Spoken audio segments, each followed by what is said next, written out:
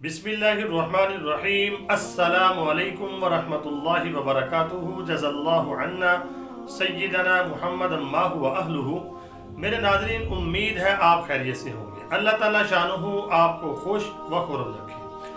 आज की जो मेरी वीडियो है उसका टाइटल और मौजू आपके सामने वो ये है कि फितनों के ज़माने में अल्लाह के नज़दीक महबूब तरीन लोग ये होंगे। वो कौन से लोग होंगे? अल्लाह ताला उनको इस जवाब में शामिल फरमाएगा और वो बहुत ही महबूब तरीन लोग होंगे।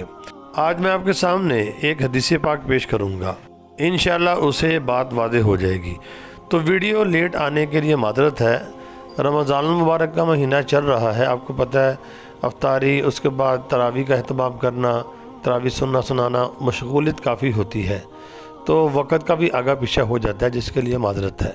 और अपने सब्सक्राइबर के लिए एक बहुत बड़ी खुशखबरी है, वो शेयर करने जा रहा हूँ, आपने ज़रूर सुनना है इसको। आइए।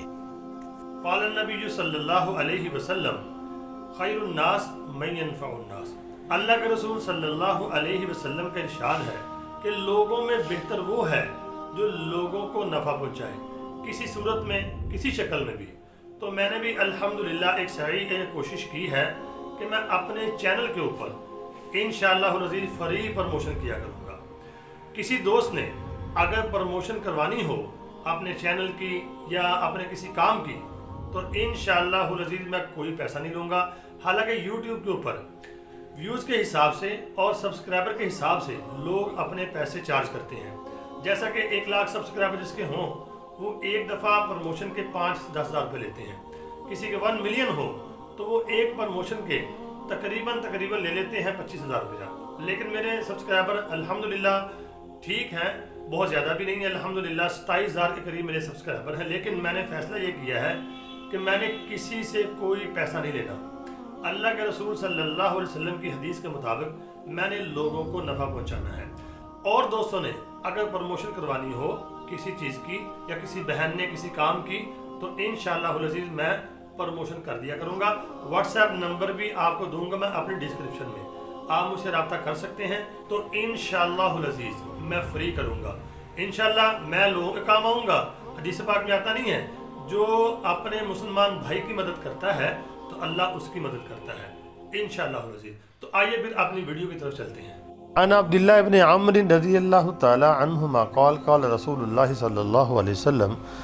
हज़रत अब्दुल्लाह इब्न अम्र रज़ियल्लाहु तआला अन्हु से रिवायत है, रसूलुल्लाह सल्लल्लाहु अलैहि वसल्लम ने फरमाया, अल्लाह के नज़दीक सबसे महबूब लोग जो होंगे वो गुरबा होंगे।